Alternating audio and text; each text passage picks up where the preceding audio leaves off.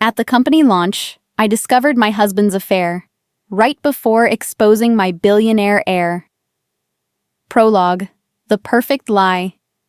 They say you never forget the moment your entire world shatters. Mine didn't shatter with a bang. It shattered with a whisper. Standing in the marble-floored ballroom of the Waldorf Astoria, surrounded by Manhattan's elite in their designer gowns and tailored tuxedos, I should have been celebrating. After 3 years of relentless work, my tech startup, Luminary Systems, was finally launching to the public. Champagne flowed like water. Crystal chandeliers cast dancing lights across the faces of investors worth billions. Everyone was smiling, congratulating me, the self-made CEO who'd built an AI security platform from nothing. But I wasn't celebrating. I was dying inside. Because 10 minutes ago, in the hallway leading to the restroom, I'd heard my husband's voice through a half-open door. And he wasn't talking about business.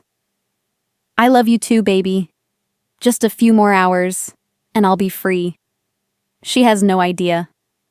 I'm Evelyn Chase, and this is the story of how one night destroyed my marriage, revealed my true identity, and changed everything I thought I knew about love, loyalty, and the price of keeping secrets.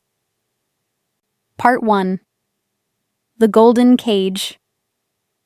Chapter 1. The morning of the launch, I woke at 5:30, as I always did. Sunlight was just beginning to filter through the floor-to-ceiling windows of our Tribeca penthouse, casting long shadows across our bedroom's pristine white walls. Beside me, my husband Marcus slept peacefully, his sandy blonde hair falling across his forehead, his features relaxed in a way they never were during waking hours. I studied him for a moment. This man I'd married 4 years ago in a whirlwind romance that had felt like destiny. Marcus Bennett, the charming executive recruiter who'd swept me off my feet at a tech conference in San Francisco. He'd been so supportive when I'd quit my corporate job to start Luminary Systems, even when money was tight and I spent 18-hour days coding in our spare bedroom. Or at least, that's what I'd believed. I slipped out of bed quietly, padding barefoot to the kitchen to make coffee. My phone was already buzzing with messages. My business partner Yuki confirming final details. Our PR manager sending last-minute press inquiries. My lawyer double-checking contract language. The launch party would begin at 7 that evening, but I had a full day of preparations ahead. As the coffee brewed, I stared out at the Manhattan skyline, watching the city wake up. At 32, I had everything I'd ever dreamed of. A successful company valued at $50 million, a beautiful home, a handsome husband. I'd built myself from nothing, a middle-class girl from Chicago who'd worked her way through MIT on scholarships and sheer determination. I'd spent my entire adult life creating this perfect image of success. I had no idea how quickly it could all crumble. "Morning, gorgeous." Marcus appeared in the kitchen doorway, wearing only boxer shorts, his lean frame silhouetted against the morning light. He crossed to me and wrapped his arms around my waist from behind, pressing a kiss to my neck. I leaned back into him, inhaling his familiar scent, sandalwood cologne and mint toothpaste. "Morning. Big day." "Your big day," he corrected, squeezing me gently. "I'm so proud of you, Ev. You've worked so hard for this." Something in his voice made me pause. Was it my imagination, or did he sound distracted? I turned in his arms to study his face, but his expression was open, warm, seemingly genuine. "We've worked hard," I said, touching his cheek. "I couldn't have done this without your support." He smiled, but it didn't quite reach his eyes. "I should get ready. I have a client meeting at 9, should be done by noon. Then I'm all yours for the launch prep." "A client meeting today?" I frowned. "I thought you cleared your schedule." "It came up last minute. High-profile candidate, potential 7-figure placement. I can't reschedule." He kissed my forehead. "But I promise I'll be back in plenty of time. This is your night, Evelyn. Nothing's going to interfere with that." He disappeared into the bedroom and I turned back to the window, trying to shake the uneasy feeling settling in my stomach. Marcus had been working a lot lately. Late nights, weekend meetings, business trips. But he was building his recruiting firm, just as I was building Luminary. We were both ambitious. It was natural. Still, something felt off. I pushed the thought away. Today wasn't the day for doubt. Today was about celebration, about triumph, about proving that Evelyn Chase could build an empire with her own 2 hands. If only I'd trusted my instincts. Chapter 2. Cracks in the Foundation. By 3 in the afternoon, I was at the Waldorf, overseeing final setup with a level of anxiety that bordered on obsessive. The ballroom looked perfect. Understated elegance with touches of cutting-edge technology projected onto the walls, displaying Luminary's security analytics in beautiful, abstract patterns. Our demo stations were positioned strategically around the room, staffed by our best engineers ready to walk investors through the platform. Yuki found me inspecting the stage lighting for the 3rd time. "Evelyn, it's perfect. Stop obsessing." My business partner and best friend since MIT grabbed my shoulders, forcing me to face her. Yuki Tanaka was brilliant, fierce, and the only person who could tell me when I was being ridiculous. Her black hair was already styled in an elegant updo for the evening, though she still wore jeans and a MIT sweatshirt. "Is it though?" I gestured at the screens. The projection on the left looks slightly dimmer. "It's fine, you're spiraling." She studied my face with concern. "What's wrong? And don't say nothing. I've known you for 10 years. I hesitated, then sighed. "It's stupid. Marcus has been acting weird lately. Distant. He had some emergency client meeting this morning, even though he promised to help today." Yuki's expression shifted, something I couldn't quite read flickering across her features. "Weird how?" "I don't know. Distracted. He's always on his phone. Last week I tried to surprise him for lunch at his office, and his assistant said he was at an off-site meeting, but later he told me he'd been in the office all day." I laughed, but it sounded hollow. "I'm probably just stressed and projecting. Tonight is about the launch. I need to focus." "Evelyn." Yuki's voice was serious now. "Have you considered that?" "Evelyn Chase." A booming voice interrupted us. Victor Kingsley, one of our major investors, strode across the ballroom, arms outstretched. At 65, Victor was legendary in Silicon Valley, a venture capitalist who'd backed 3 unicorns and had the ego to match. "The woman of the hour. Ready for your coronation?" I plastered on my business smile. "Victor, thank you so much for coming early." "Wouldn't miss it. Been following your trajectory since day 1. He clapped me on the shoulder with too much force. "You remind me of myself at your age. Hungry, fearless, though considerably prettier, I must say." I ignored the inappropriate comment, as I'd learned to do in countless boardrooms and pitch meetings. "I'm glad you believe in what we're building." "Believe?" "Darling, I know. Luminary is going to revolutionize cybersecurity. Within 5 years, every Fortune 500 company will be using your platform."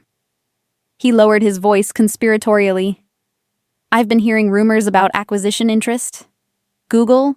Microsoft? We're focused on growth right now," I said diplomatically. "Smart. Make them compete for you." He winked. "Speaking of which, where's that charming husband of yours? Marcus, right? I wanted to discuss some recruiting needs." "He'll be here soon." I checked my phone, 3:47 p.m. Marcus had texted an hour ago saying he was leaving his meeting. "He's just wrapping up some business." Victor's eyes gleamed with something I didn't like. "Ambitious man, working on a day like this? You've got yourself a real go-getter." After Victor finally left to inspect the bar selection, Yuki pulled me aside. "What were you going to say earlier?" I asked. Before Victor interrupted. She bit her lip. "Look, I don't want to make you paranoid, especially not today. But, Evelyn, when was the last time you really looked at Marcus's schedule? His business trips? His client meetings? My stomach tightened. Why? Because 3 weeks ago, I was having drinks at the Peninsula Hotel bar with a client, and I saw Marcus there, with a woman. She held up a hand as I opened my mouth to protest. Before you say it was business, Evelyn, they were holding hands. She was laughing, touching his arm. It looked intimate.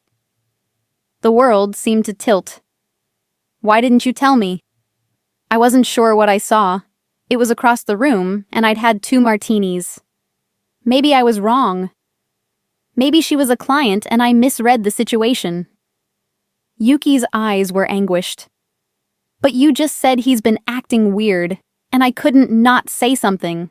Not today, when you're about to face all these investors and press. You deserve to know if something's wrong. I forced myself to breathe. What did she look like? Young, maybe 25, long dark hair, model thin, expensive dress. My mind raced through Marcus's mentions of clients, trying to remember if he'd described anyone matching that description, but he rarely talked about work specifics, always citing confidentiality. I'm probably overreacting, I said, more to convince myself than Yuki. Marcus loves me. We're happy. Evelyn, I can't do this right now. My voice came out sharper than intended. In 3 hours, I'm introducing Luminary to the world. I've worked for 3 years for this moment. I can't fall apart because of some maybe affair that's probably nothing. Yuki squeezed my hand. You're right. I'm sorry. Focus on tonight. We'll deal with Marcus later. But as I returned to checking details and greeting early arriving staff, Yuki's words echoed in my mind. Holding hands, touching his arm, intimate. No. I couldn't think about this now. I pulled out my phone and texted Marcus. Can't wait to see you. I love you. The response came 5 minutes later. Love you too. See you soon. Short, perfunctory. Nothing like his usual warmth. I told myself I was being paranoid. That stress was making me see problems where none existed. I would regret that self-deception very soon. Chapter 3. The party begins. By 7 p.m., the ballroom had transformed into a glittering showcase of Manhattan's tech elite. Women in couture gowns air-kissed each other while men in Armani suits discussed market trends and startup valuations. Waiters circulated with champagne and expensive hors d'oeuvres. A string quartet played softly in the corner, providing elegant background music. I stood near the entrance in a custom navy Versace gown that had cost more than my first car. Greeting guests and playing the role of confident CEO. Every handshake, every smile was calculated to project success and stability. Inside, my mind churned with questions about Marcus, who was still not here. Evelyn! My PR manager, Sandra, rushed up with a tablet. TechCrunch just published their preview piece. It's glowing.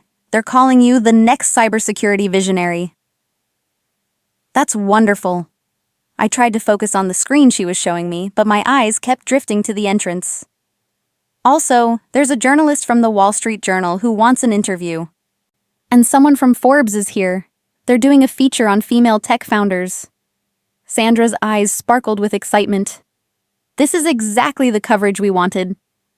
Perfect. I'll talk to them after my presentation. I checked my phone again. 7:23 p.m. No message from Marcus. I texted him. Where are you? People are asking. The dots appeared, then disappeared. Then appeared again. Finally. Traffic, 20 minutes away. Start without me. Start without him? This was our night. He'd promised to be here. Unless he wasn't stuck in traffic. Unless he was with her. The woman Yuki had seen. Evelyn, you okay? Sandra was staring at me with concern. Fine. Just checking on something. I forced another smile. Let's go work the room. For the next hour, I played my part perfectly. I charmed investors, gave eloquent soundbites to journalists, and explained Luminary's technology with the passion of someone who'd lived and breathed this project for 3 years. Victor Kingsley introduced me to a private equity manager who expressed interest in our Series B funding. The mayor of New York made a surprise appearance and congratulated me on bringing innovation to the city. Everything was going exactly as planned. Except my husband still wasn't here. At 8:15, I was scheduled to give my presentation. I stood backstage, breathing deeply, trying to center myself. This was my moment. I'd practiced this speech 100 times. I knew every word, every gesture, every pause for effect. But all I could think about was Marcus with another woman. 5 minutes, Ms. Chase. The AV technician gave me a thumbs up. I pulled out my phone one more time. No new messages. Then I made a decision that would change everything. Instead of going to the stage, I turned and walked toward the hallway that led to the restrooms and private meeting rooms. Something was pulling me, some instinct I couldn't name. My heels clicked against the marble floor as I moved past the ballroom noise into the quieter corridor. That's when I heard it. A man's laugh, coming from a half-open door marked, "Private, event staff only." I knew that laugh. I'd heard it across countless dinners, on lazy Sunday mornings, during private moments in our bed. It was Marcus. My heart hammering, I approached the door. Through the gap, I could see into a small lounge, plush chairs, a table with coffee service, clearly meant for event coordinators or VIP guests who needed a break. And there was my husband. He was sitting on a love seat, and in his lap was a woman. Young, beautiful, with long dark hair cascading over her shoulders. She wore a tight red dress that left little to the imagination. As I watched, frozen in the doorway, Marcus ran his hand up her thigh and she leaned down to kiss him, not a peck, but a deep, passionate kiss that spoke of familiarity and intimacy. When they finally broke apart, the woman giggled. "I've missed you so much, baby. These last few weeks, sneaking around, it's been torture." "I know." Marcus tucked a strand of her hair behind her ear with a tenderness that made my stomach lurch. "But it won't be much longer. After tonight, everything changes." "After tonight?" She pouted prettily. "But you said you'd tell her soon. You promised, Marcus." "I will." "I am." He kissed her again. "Tonight, actually. Once this ridiculous party is over and we're home, I'm telling Evelyn I want a divorce." The woman's eyes widened. "Really? You mean it?" "Really, Cassidy. I love you. You're the one I want to be with." He cupped her face in his hands. "Evelyn's so caught up in her company, she barely notices me anymore. We haven't had a real conversation in months. She's married to Luminary, not to me." "And you're sure about the prenup?" Cassidy's voice took on a calculating edge. "Your lawyer said—" "The prenup is solid. She built Luminary before we got married, so I have no claim to it. But don't worry. I've been setting things up. Once we're divorced, I'll have more than enough." He grinned. "Trust me, baby. By this time next year, we'll be living in Monaco." They kissed again, and I finally found the strength to move. I stumbled backward, my vision blurring, my chest so tight I could barely breathe. The walls of the corridor seemed to close in. 4 years. We'd been married for 4 years. And apparently, I'd been such a fool, so blind, so stupidly trusting. "Ms. Chase?" The AV technician appeared around the corner. "We're ready for you. Everyone's waiting." I stared at him, unable to process his words. Everyone was waiting. The investors, the press, the mayor, waiting for me to present my company, to share my triumph, to stand on that stage and smile while my husband— "Ms. Chase, are you all right?" No, I wasn't all right. My marriage was a lie. My husband was cheating on me with some 20-something named Cassidy, and he was planning to divorce me tonight. But you know what? He was right about one thing. I was married to Luminary. I'd built this company from nothing. I'd sacrificed sleep, friendships, my health, everything to make this launch happen. And I'd be damned if Marcus Bennett's betrayal was going to ruin it. I straightened my spine, pushed my shoulders back, and lifted my chin. I'm fine. Let's do this. As I walked back toward the ballroom, toward the stage and the lights and the hundreds of people waiting, something shifted inside me. The hurt was still there, the shock, the devastation. But underneath it, something else was rising. Rage. Cold, controlled, crystalline rage. Marcus wanted to divorce me after tonight? Fine. But first I had a company to launch, and then I had a husband to destroy. Part 2. The Performance. Chapter 4. The Presentation. The spotlight hit me as I walked onto the stage, and the crowd erupted in applause. I smiled, waved, and took my position at the glass podium, the Luminary logo projected on the massive screen behind me. Every eye in the room was on me. Investors worth billions, journalists who could make or break my company's reputation, competitors watching to see if I'd fail. I was about to give the most important presentation of my life, and I'd just discovered my husband was cheating on me. Good evening, everyone. My voice came out steady, confident. Years of pitch meetings and board presentations had trained me well. Thank you all for being here tonight to witness the official launch of Luminary Systems. More applause. I saw Yuki standing near the back, her expression worried. She'd noticed my absence, my late arrival to the stage. She knew something was wrong. 3 years ago, I had a problem. I clicked to the first slide, a news article about a major data breach. I was working as a security analyst at a Fortune 500 company, and we'd just experienced our third breach in 18 months. Millions of customer records compromised. Hundreds of millions of dollars in losses. And you know what the scariest part was? Our existing security systems had failed to detect the intrusion until it was far too late. I moved through my presentation on autopilot, my body and voice executing the choreography I'd rehearsed while my mind spun with images of Marcus and Cassidy, his hand on her thigh, her lips on his words. I'm telling Evelyn I want a divorce. Traditional cybersecurity is reactive, I continued, clicking through slides showing Luminary's AI-powered threat detection. We wait for the attack, then scramble to contain it. But what if we could predict breaches before they happen? What if artificial intelligence could learn the patterns of cyber criminals and stop them at the door? The audience was rapt. I could see heads nodding, people leaning forward in interest. Victor Kingsley was beaming like a proud father.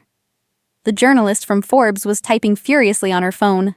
And there, slipping in through the side entrance 20 minutes late, was Marcus.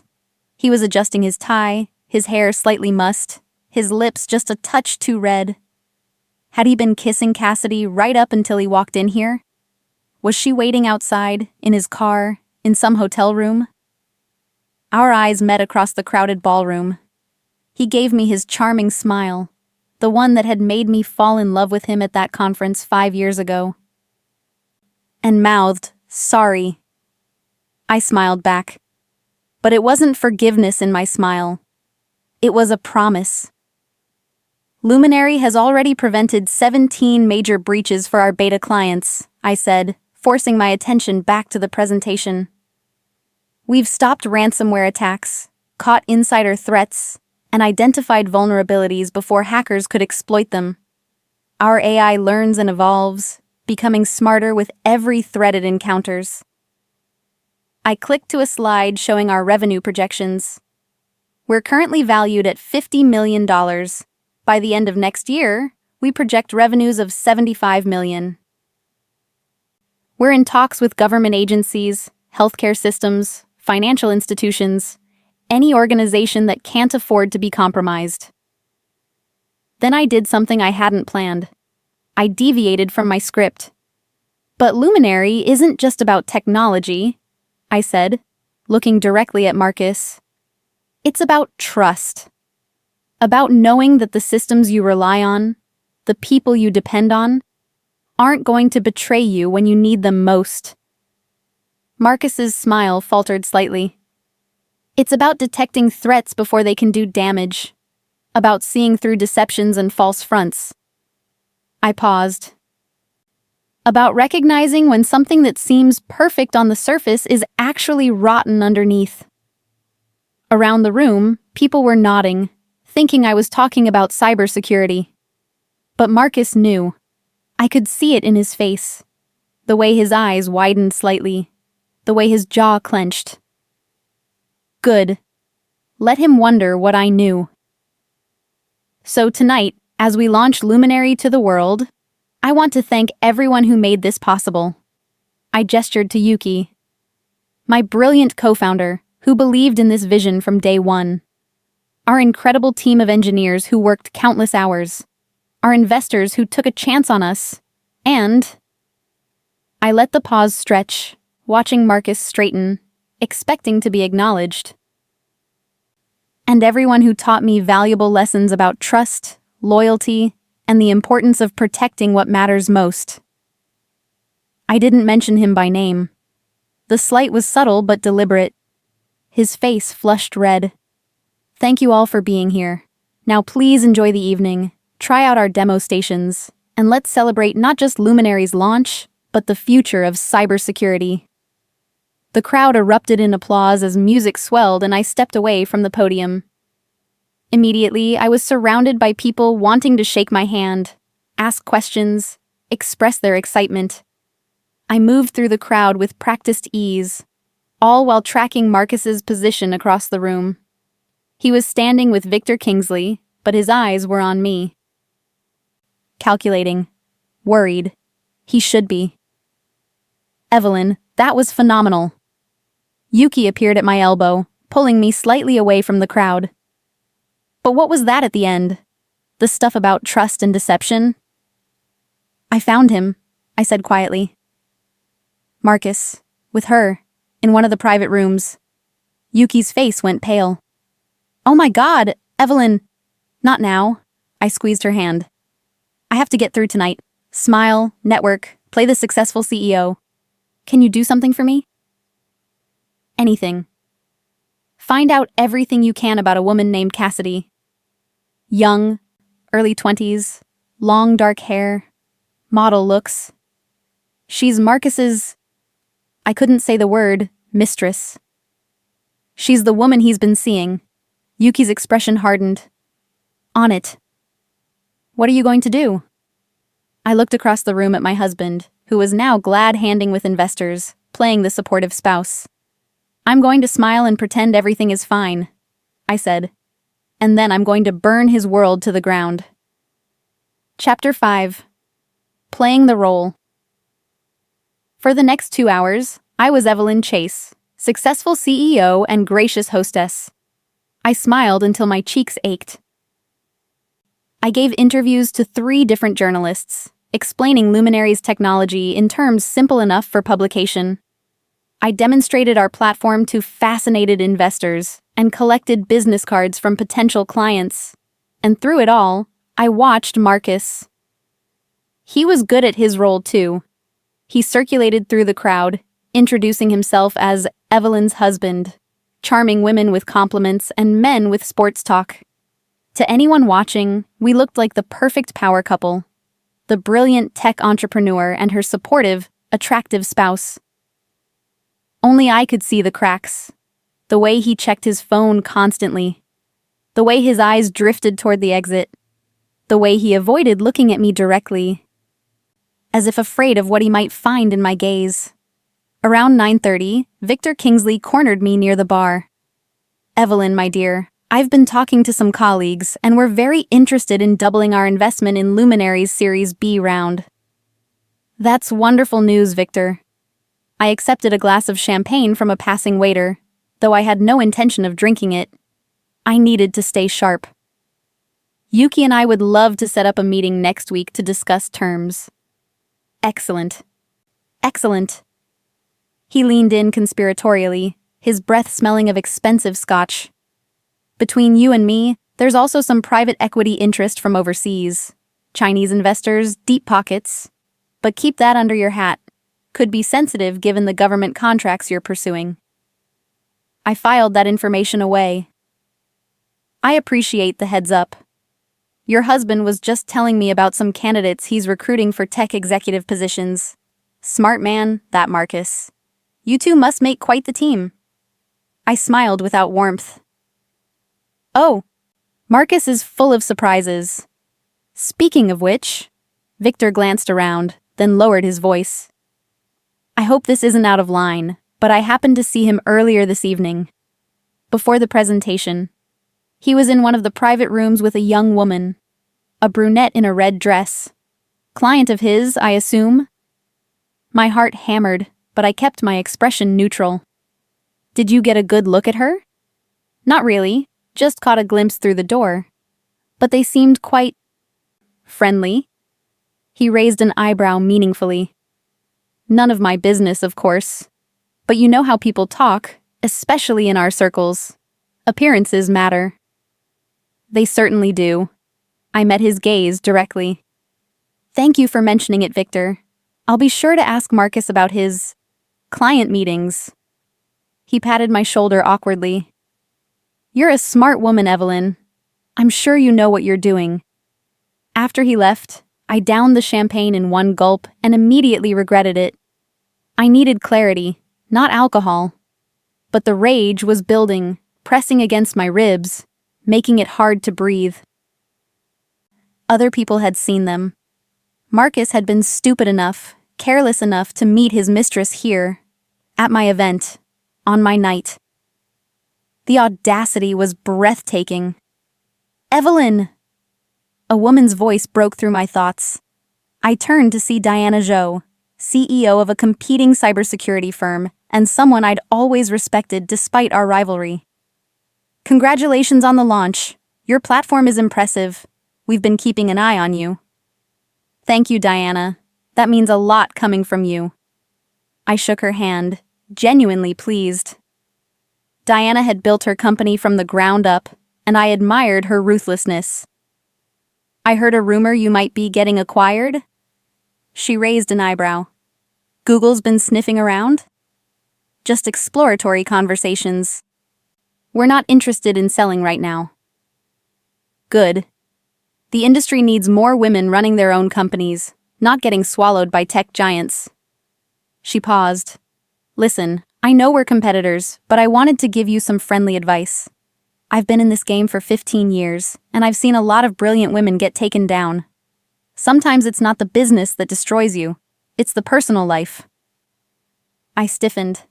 I'm not sure what you mean. Your husband. She said it bluntly. I've heard things, rumors about him and various women. I don't know if there's truth to them, and frankly, it's none of my business. But I've seen too many female entrepreneurs lose everything in nasty divorces. Protect yourself, Evelyn. Legally. Financially. However you need to. Before I could respond, she squeezed my arm and melted back into the crowd. I stood there, mind reeling. Rumors. Multiple women. How long had this been going on? How blind had I been? There you are. Marcus appeared at my side, sliding his arm around my waist. To anyone watching, it looked affectionate, but I could feel the tension in his body, the forced casualness. You were incredible up there, Ev. Really. I'm so proud of you. I turned to face him, studying his features as if seeing them for the first time. The straight nose, the strong jaw, the blue eyes that had once seemed so honest. Had he always been a liar? Or had I just stopped looking closely enough to notice? You're late, I said quietly. I know, I'm so sorry. Traffic was a nightmare. And then I couldn't find parking? Don't. The word came out sharper than I intended. Don't insult me by lying. His smile faltered. What are you talking about? I saw you, Marcus. I kept my voice low, conscious of the crowd around us. In the private lounge. With your friend Cassidy. The color drained from his face. Evelyn. Not here. I pulled away from him, my skin crawling where he'd touched me. We'll talk about this at home. Right now, I have investors to schmooze and a company to represent. I suggest you do the same. Play the supportive husband for a few more hours. You're good at acting after all. Evelyn, please, let me explain. At home. I turned and walked away, leaving him standing there. My hands were shaking. I needed air, space. A moment to collect myself before I fell apart in front of Manhattan's tech elite. I made my way to one of the private balconies overlooking Central Park. The October air was cool, and I gulped it in, trying to steady my breathing. The city stretched out before me, millions of lights twinkling in the darkness.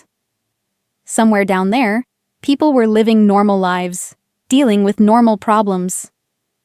I was standing at the pinnacle of my career, and my personal life was imploding. Evelyn? Yuki's voice came from the balcony doorway. I've been looking everywhere for you. Are you okay? No. I turned to face her, and suddenly the tears I'd been holding back came flooding out. No, Yuki, I'm not okay.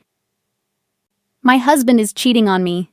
Multiple people have seen them together, and apparently there are rumors about him all over the industry. How did I not know? How was I so stupid? She crossed to me and pulled me into a hug. You weren't stupid. You were focused on building a company. You trusted your husband. That's not stupidity. That's being a normal person. I pulled back, wiping my eyes. Did you find anything about Cassidy? Some. Yuki pulled out her phone. I made some calls, asked around. There's a Cassidy Monroe who's been seen around Manhattan social events. 24 years old, worked as a model, now doing the aspiring actress thing while living off rich boyfriends. She was engaged to a hedge fund manager last year, but it fell apart. Apparently, she has a reputation for targeting wealthy men. So Marcus is just her latest mark. A bitter laugh escaped me. God, he's such a cliché. Midlife crisis, young mistress, plans to divorce his wife. It's like a bad TV movie. There's more. Yuki hesitated. I also looked into Marcus's business. Evelyn, his recruiting firm isn't doing well. He's been operating at a loss for the past year. I checked some public records. He's got significant debt. Credit cards maxed out. Took out a personal loan 6 months ago. I stared at her. That's impossible. He told me business was booming. He said he was making placements left and right. Then he was lying. She showed me her phone screen, filled with financial documents. Either business is terrible, or he's spending money on something else. Like maybe an expensive girlfriend? The pieces were clicking together. Marcus's sudden interest in our prenup last year, asking if I'd ever update it now that Luminary was valuable. His questions about how much equity I owned versus Yuki. His insistence on keeping our finances separate for tax purposes. He wasn't planning a romantic future with Cassidy out of love. He was planning it because he was broke and hoping for a big divorce settlement. Unfortunately for him, our prenup was airtight. What are you going to do? Yuki asked. I looked back at the city, at the empire of glass and steel and ambition. I'd built Luminary from nothing. I'd survived in male-dominated boardrooms and endured countless dismissals and doubts. I'd proven everyone who said I couldn't do it wrong. And I wasn't about to let Marcus Bennett take anything from me. I'm going to finish this party, I said, my voice steady now. I'm going to smile and network and make sure Luminary's launch is everything it needs to be. And then I'm going home with my husband, and I'm going to hear whatever lies he wants to tell me. And after that? After that, I'm going to destroy him. I turned to face Yuki, and she must have seen something in my eyes because she actually took a step back. But not yet. First, I need information. I need to know exactly what he's been doing. Who else knows about his affair? And what his financial situation really is. Can you help me with that? You know I can. Yuki's expression was fierce. I'll call my lawyer friend, the one who specializes in divorce. And I know a private investigator, discreet, thorough. We can have a complete picture within 48 hours. Good. I checked my reflection in the glass door, wiped away the last traces of tears, and reapplied my lipstick. Now let's get back to the party.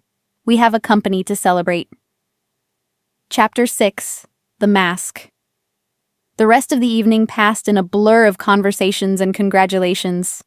I smiled until my face hurt, laughed at jokes that weren't funny, and accepted praise with gracious humility. No one would have guessed that my world was falling apart. Marcus kept his distance, which was smart. Every time I caught sight of him across the room, he was watching me with an expression I couldn't quite read. Fear? Guilt? Or was he calculating his next move? At 11 p.m., the crowd began to thin. Investors and journalists departed with promises to follow up. Yuki supervised the cleanup crew while I said goodbye to the last stragglers. Victor Kingsley was among the final guests to leave, and he pulled me aside for a moment. Exceptional evening, Evelyn. Truly exceptional. His eyes were shrewd. And I meant what I said earlier, about appearances. Whatever you decide to do, you have my support. Luminary is your company. Don't let anyone try to take it from you. The implication was clear. He knew something was wrong with my marriage, and he was telling me he'd back me, not Marcus, in whatever came next. Thank you, Victor. That means more than you know. After he left, Marcus approached cautiously. Ready to go home? I need to finish up here. Why don't you go ahead? I'll get an Uber. Evelyn, we need to talk. Yes, we do. I met his eyes. But not here, surrounded by our staff and the venue employees. Go home, Marcus. I'll be there in an hour. He hesitated, then nodded. Okay. I'll wait for you. I watched him leave, his shoulders slumped, his confident swagger gone. For a brief moment, I almost felt sorry for him. Then I remembered the sound of his voice saying, I love you too, baby, to another woman, and the sympathy evaporated. Yuki found me standing alone in the now empty ballroom. You did it. The launch was perfect. It was, wasn't it? I looked around at the space that had witnessed my triumph and my heartbreak. We should be celebrating. Champagne, dancing, all of it. We will celebrate. Once we've dealt with your cheating, lying, gold-digging husband. She linked her arm through mine. Come on, let's get you home. Want me to come with you? No, I need to face this alone. I grabbed my clutch and coat. But keep your phone on. If I need you, I'll be there in 10 minutes. I promise. The car ride back to Tribeca was silent. I stared out the window at the city streets, at the people stumbling out of bars and restaurants, laughing and carefree. I wondered what it felt like to be that unencumbered, to not carry the weight of betrayal and business, and the desperate need to maintain control. When I walked into our penthouse, Marcus was sitting on the couch, a glass of whiskey in his hand. He'd changed out of his suit into jeans and a t-shirt, and somehow that casual domesticity made everything worse. Evelyn. He stood up quickly. Please, sit down. Let me explain. Oh, I'm very interested in your explanation. I set down my purse and crossed my arms. Please, tell me about Cassidy. Is she a client? No. He at least had the decency to look ashamed. We've been seeing each other, but it's not what you think. Really? I laughed, cold and brittle. Because what I think is that you've been having an affair. That you've been lying to me for months, maybe longer. That you were planning to divorce me after tonight's launch. Did I get any of that wrong? His face went white. You heard us talking. I heard enough. I walked to the bar and poured myself a drink, needing something to do with my hands. How long, Marcus? How long have you been cheating on me? 6 months. He ran his hand through his hair. Evelyn, I never meant for this to happen. I met Cassidy at a networking event, and we just clicked. You were so busy with Luminary, working all the time, and I felt invisible. She made me feel seen. So this is my fault? Anger flared in my chest. I was too busy building a $50 million company. So you had no choice but to fuck a 24-year-old model? That's not what I'm saying. He moved toward me, then stopped when I held up a hand. Evelyn, our marriage has been dying for years. You know it has. We barely talk anymore. We haven't had sex in 3 months. You're married to your company, not to me. You're right, I said, and he looked surprised. I have been focused on Luminary. Building a company from scratch is all-consuming. But you know what? You told me you understood. You said you supported my dreams. You promised to be patient while I built something meaningful. I was patient. For 3 years, I've played the supportive husband while you ignored me. Do you have any idea what that's like? Watching you pour everything into a company while I get nothing? Nothing? I slammed my glass down on the bar. You get to live in a penthouse I paid for. You drive a car I bought. Your failing business has been propped up by my money for the past year. He flinched. You know about that? I know everything, Marcus. I know your recruiting firm is hemorrhaging money. I know you're drowning in debt. I know you've been lying about your success while spending my money on your mistress. I stepped closer to him. I also know our prenup means you won't get a penny from Luminary in a divorce. So what was your plan? String Cassidy along with promises of wealth you don't have? It's not like that. But his voice was weak, unconvincing. Then what is it like? Explain it to me. I crossed my arms.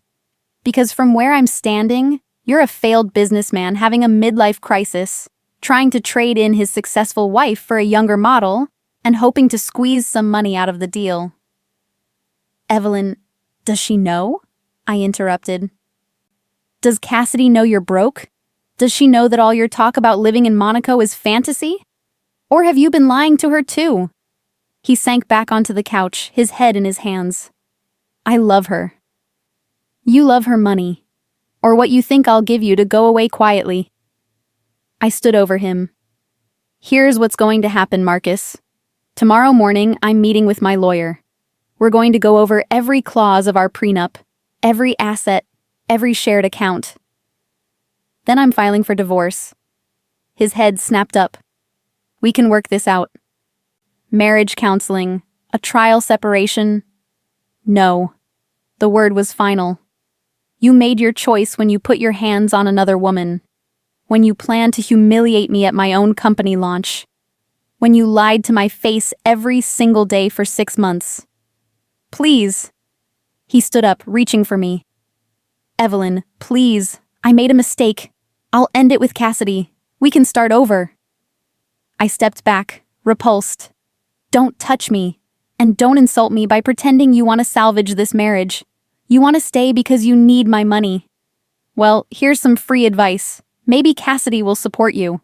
Oh wait, she's looking for a meal ticket too. You're being cruel. I'm being honest. I picked up my purse. I'm going to sleep at a hotel tonight. I want you out of this apartment by the end of the week. Take your clothes, your personal items, nothing else. And Marcus, if you try to spin this story, if you go to the press or try to damage Luminary or my reputation, I will bury you. I have resources you can't imagine. What's that supposed to mean? I smiled, cold and sharp.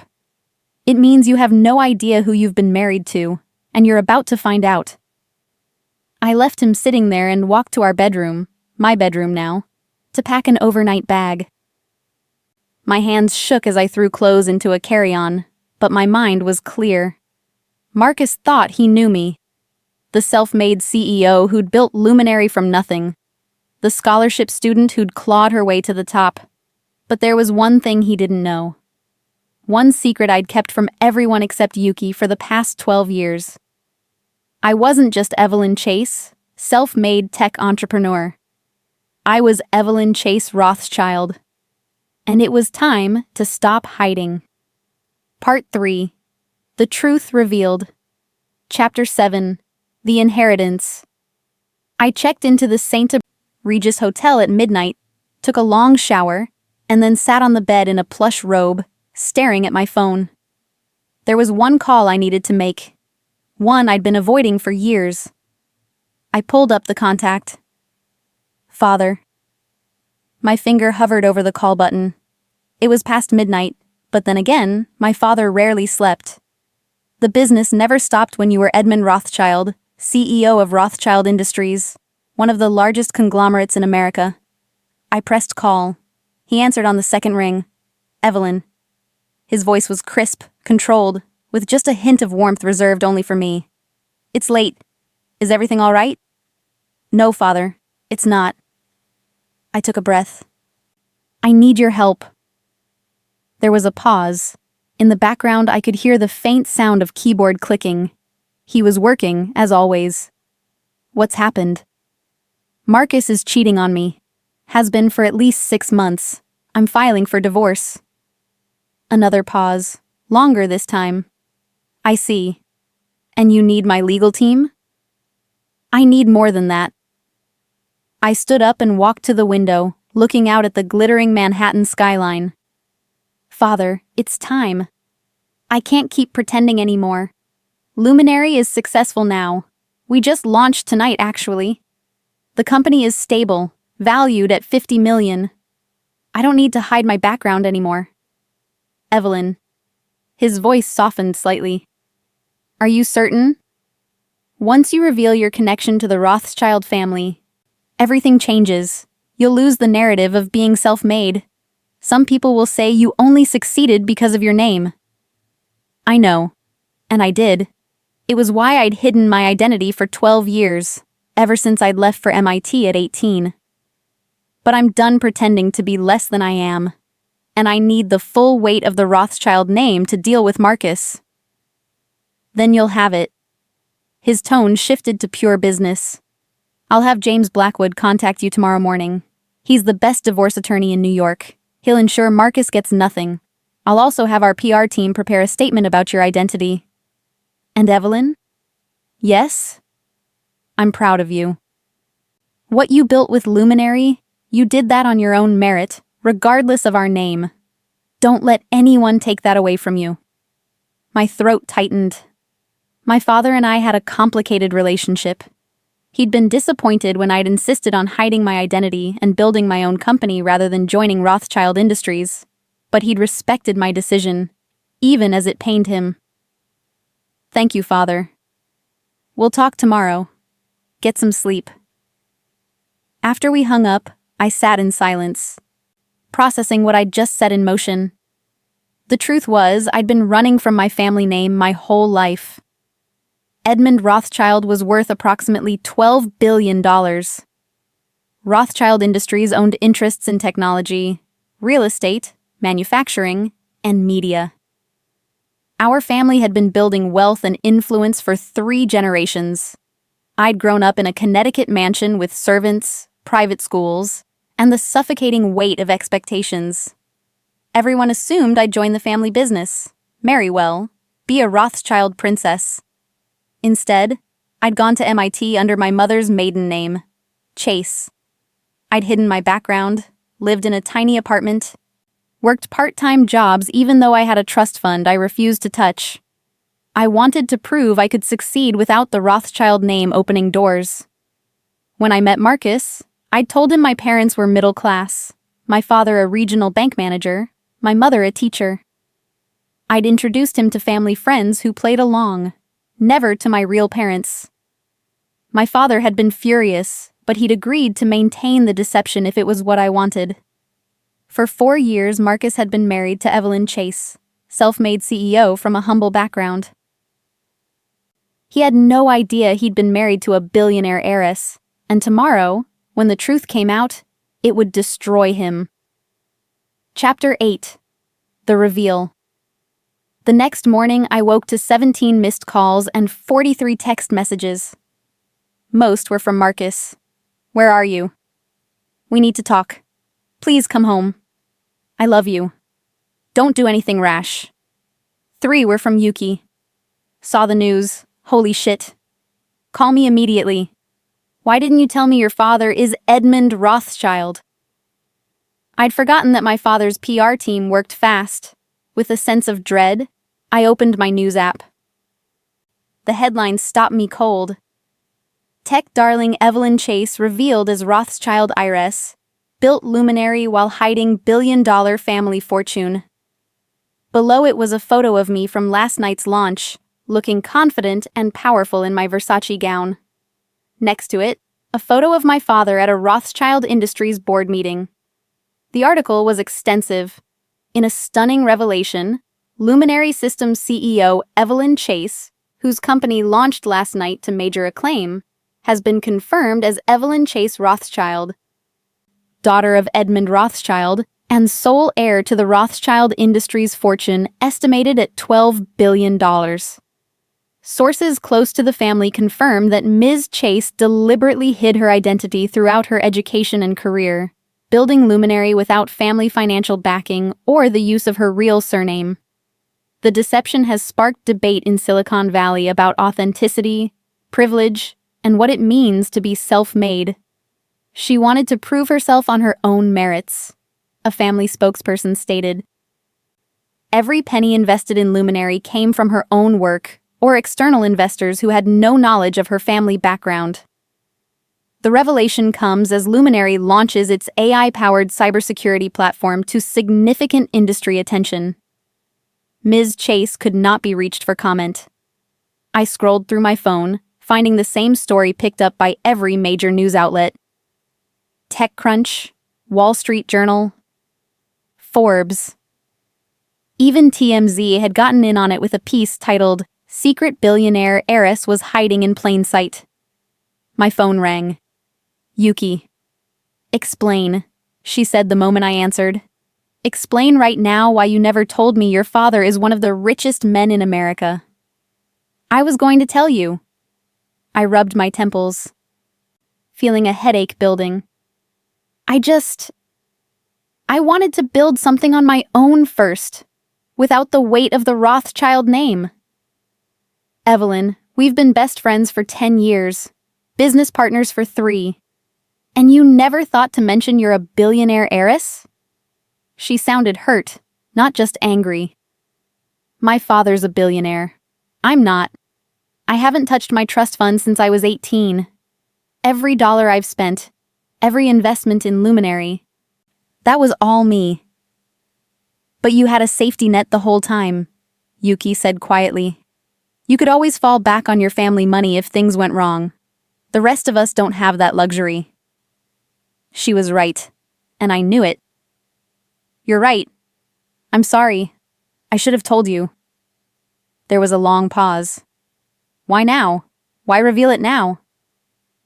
"Marcus," I said simply. "He's been cheating on me, planning to divorce me, hoping for a settlement. I need the full weight of my family's legal and financial power to deal with him. And honestly, I'm tired of hiding. Luminary is successful.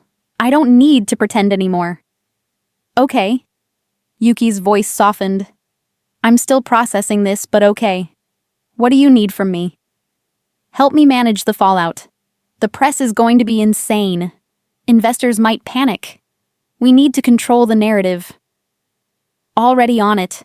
I've been fielding calls all morning. The good news is most investors seem fine.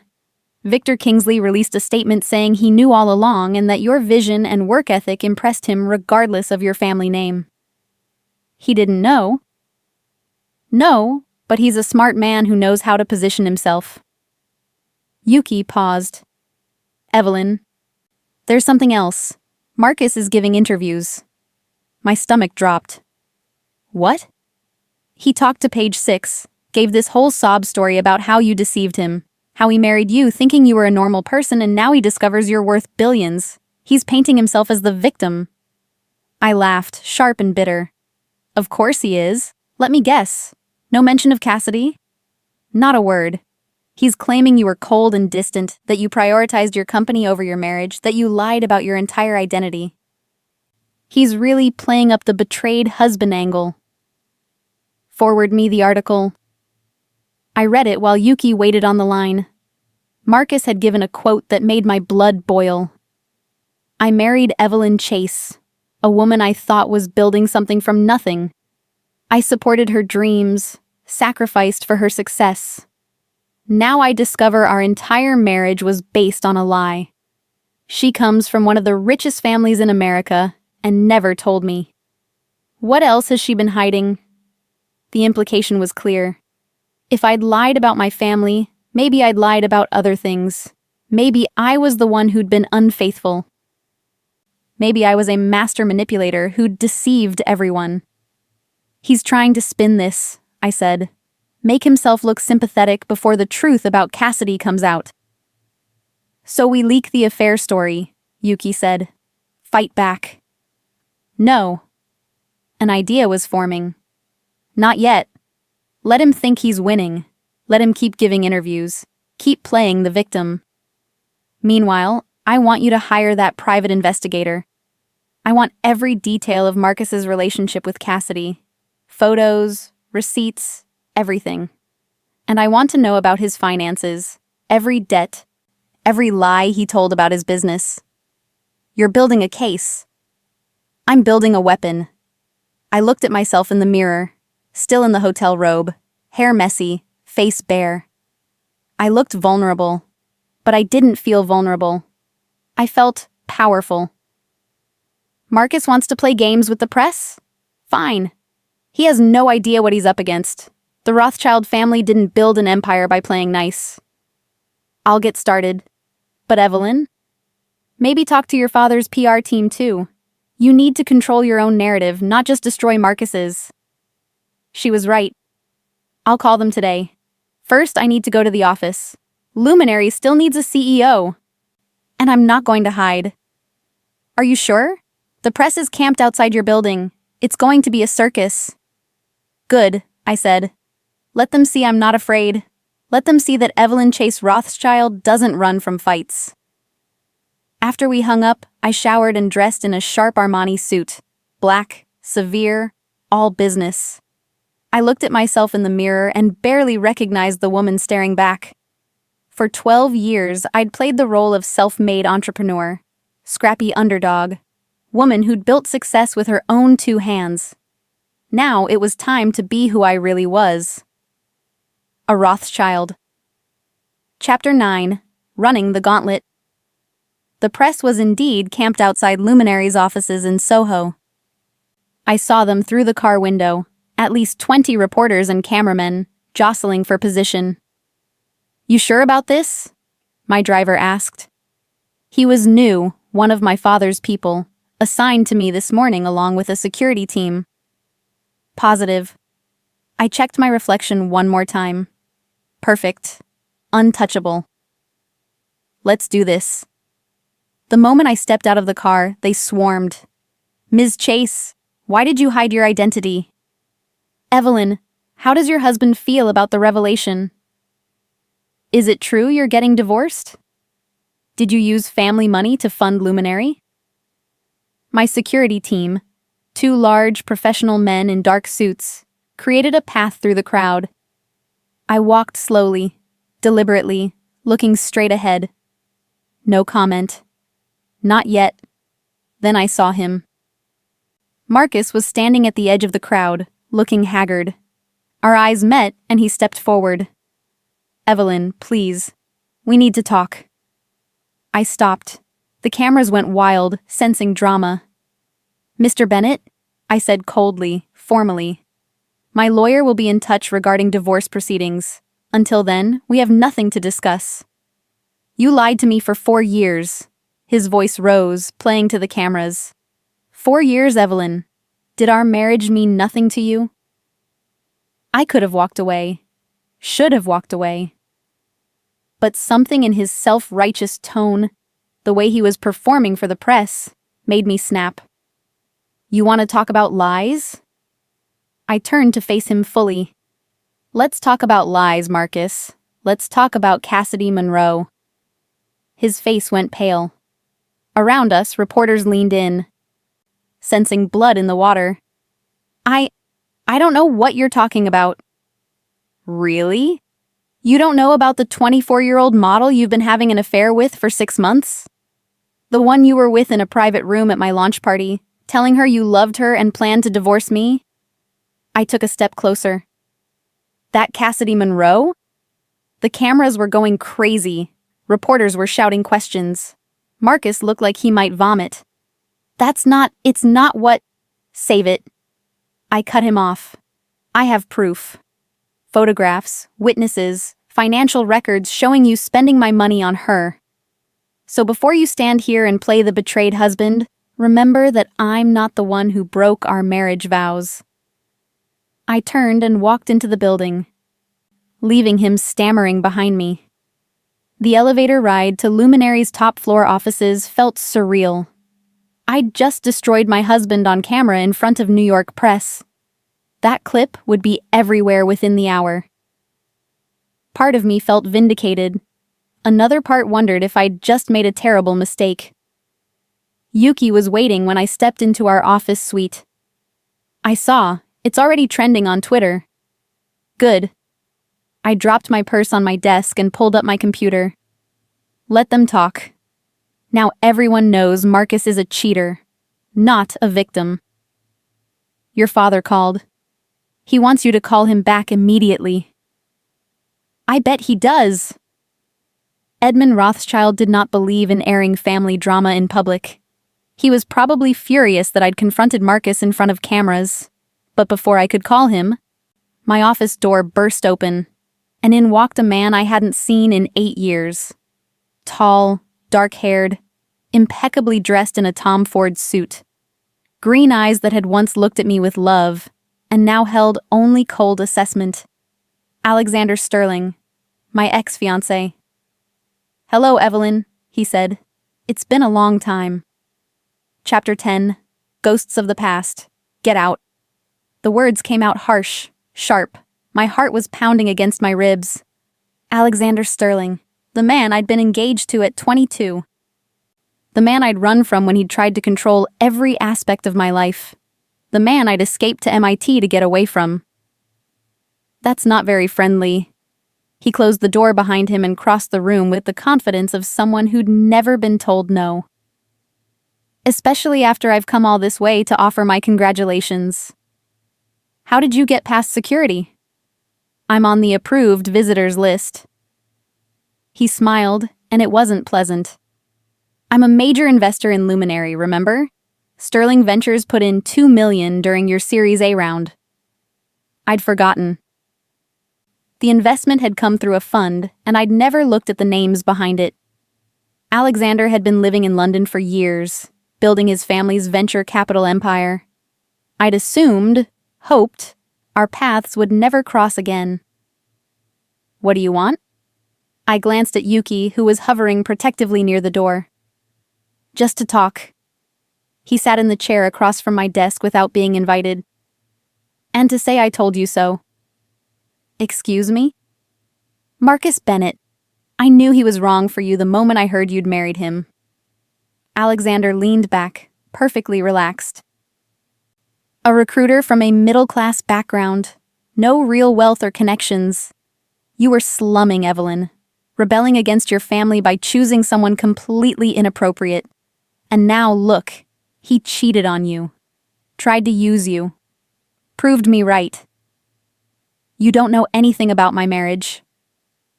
Don't I? He tilted his head. I know you ran from me because you thought I was too controlling, too demanding. But all I ever wanted was to protect you, to build something together. Instead, you married a man who only wanted your money, or what he thought you'd have once you reconciled with your father. Get to the point, Alexander. The point is that I'm still interested, Evelyn. He said it casually, as if offering to buy me coffee. I never stopped being interested. You're brilliant, beautiful, and now that you've stopped hiding behind the Chase surname, you're finally showing your true potential.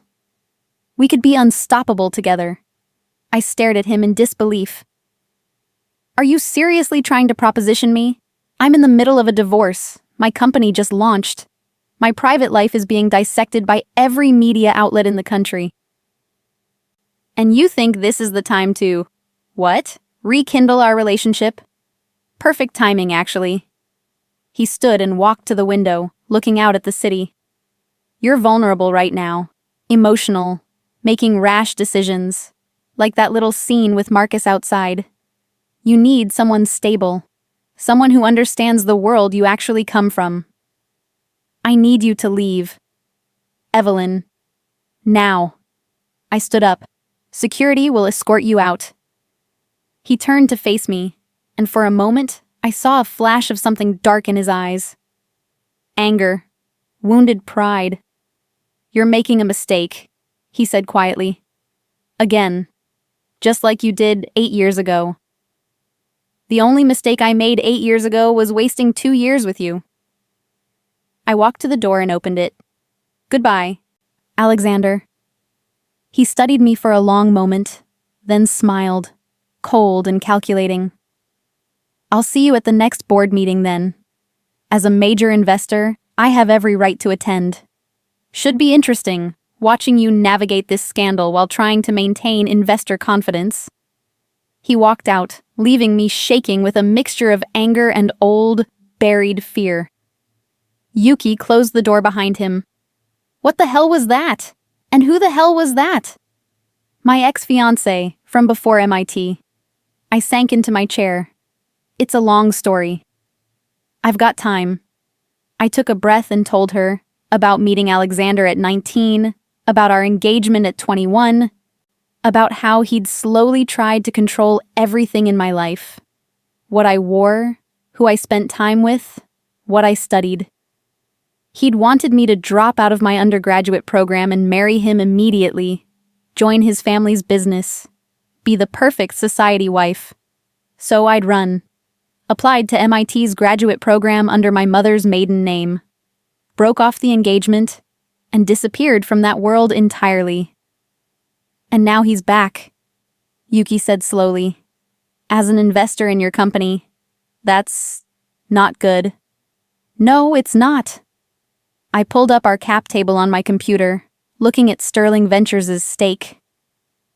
2 million had bought them 3% of the company. Not enough to have real control, but enough to be a nuisance.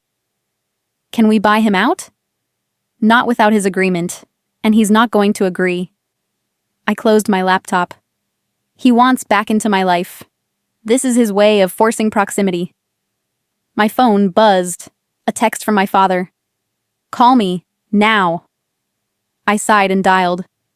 What were you thinking? Edmund Rothschild didn't believe in pleasantries when he was angry. Confronting Marcus in front of the press? Creating a public spectacle? He was giving interviews calling me a liar and deceiver. I responded. By confirming the affair before we'd even filed divorce papers? By making yourself look vindictive and emotional? His voice was tight with controlled fury. Evelyn, I've spent 30 years building and protecting the Rothschild reputation. We handle problems discreetly, through lawyers and private settlements. We don't brawl in the street like common. I'm not you, Father. I cut him off. And I'm not going to let Marcus destroy my reputation while I stay silent. He opened this door. I walked through it. There was a pause. Your PR team is having fits. They've spent all morning trying to craft a dignified narrative about your reveal, and you've turned it into a tabloid drama. Then they'll have to adapt. I softened my tone slightly. Father, I appreciate your concern, but I'm handling this my way. Your way is reckless. My way built a $50 million company without using the Rothschild name or money. My way just launched a product that could revolutionize cybersecurity. My way works. Another pause, longer this time. You sound like your mother. I smiled despite myself. My mother, Catherine, had died when I was 16. She'd been the steel in my father's empire, the one who'd taught me never to apologize for being strong. I'll take that as a compliment. It was intended as one. His voice warmed slightly. Fine, handle it your way. But Evelyn, be careful. The press will turn on you in a heartbeat if you give them reason. And Marcus is already trying to paint himself as the victim. I know. I have a plan. Does this plan involve Alexander Sterling? I froze. What do you know about Alexander? I know he was at your office this morning. I know he's an investor in Luminary. And I know he's been asking questions about you for years. Your whereabouts, your business, your marriage. Father's voice went cold. Stay away from him, Evelyn.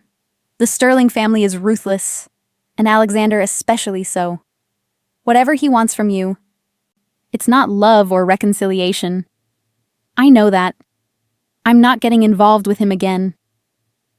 Good. Because if he tries to use his investment stake to interfere with Luminary, let me know. Rothschild Industries can buy out his entire fund without blinking. Father, I don't need you to... I know you don't need me. You never have. But you're my daughter, and I protect what's mine. He paused. I'll have James Blackwood contact you this afternoon about the divorce. In the meantime, try not to create any more media spectacles. After we hung up, I sat in silence, processing everything.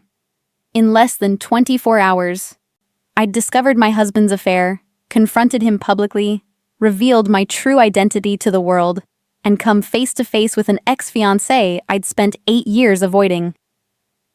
You okay? Yuki asked gently. No. I looked at her. But I will be. We have work to do. Luminary needs me focused, and I'm not going to let Marcus or Alexander or anyone else derail what we've built. So what's next? Next? I smiled and felt something fierce and determined settle in my chest. Next, we show the world exactly what happens when you cross a Rothschild. Part 4. The War. Chapter 11. Battle Lines. The war with Marcus began in earnest the following Monday. His lawyer was predictable. File for spousal support, claim entitlement to half of all marital assets, and argue that my deception about my family background constituted fraud. My lawyer was James Blackwood, the man who'd handled divorces for 3 senators, 2 governors, and 1 very public tech billionaire. He was 60, silver-haired, and absolutely merciless. They don't have a case, James said during our first meeting in his corner office overlooking Central Park. The prenup is airtight. All assets acquired before marriage remain separate property. Luminary was founded before you married Marcus, so he has 0 claim to it or its valuation. What about spousal support? I asked. New York allows for it, but given the short duration of your marriage and his infidelity, any judge would laugh his claim out of court. James leaned back in his chair. However, I recommend we don't go to court at all. We settle quietly, give him a reasonable sum to go away, and you move on with your life. How much is reasonable? 200,000. Enough that he can't claim we left him destitute, but nowhere near what he was hoping for. I thought about it. 200,000 was nothing to me. Less than I'd spent on the launch party. But it felt wrong, like paying him to betray me. What if I don't want to settle? I asked. James smiled. Then we destroy him. We present evidence of his affair, his financial mismanagement, his lies. We make him a cautionary tale. But Evelyn, that path keeps you in the headlines for months. It keeps you tied to him. Sometimes the best revenge is moving on. He was right. I knew he was right. Offer him 100,000, I said. Take it or leave it. If he refuses, we go to war. Epilogue. 6 months later. The divorce was finalized in February, 3 months after I'd discovered Marcus's affair. He took the 100,000. Cassidy had already left him when she discovered he was broke, so he needed the money. I never saw him again. Luminary's valuation hit $200 million by March. We closed our Series B funding with Victor Kingsley leading the round. Alexander Sterling tried to block the deal, but my father quietly bought out his stake through a shell corporation. He disappeared back to London. As for me, I stopped hiding. I embraced the Rothschild name, used my family's connections, and built Luminary into exactly what I'd envisioned. a cybersecurity empire. But I did it my way, with my vision, proving that the name on my birth certificate didn't diminish what I'd accomplished. On a warm April evening, I stood in my penthouse, newly redecorated, all traces of Marcus erased, and looked out at the Manhattan skyline. Yuki was beside me, champagne in hand. To Evelyn Chase Rothschild, she toasted, who proved you can be both an heiress and self-made, who turned betrayal into power, who never backed down. I clinked my glass against hers, to the truth, and to never apologizing for who we are. The truth was, Marcus's affair had been a gift. It freed me from a marriage built on lies, his and mine. It forced me to stop hiding behind a false identity and own every part of myself. I was Evelyn Chase Rothschild. Billionaire heiress, self-made CEO, survivor. And I was just getting started.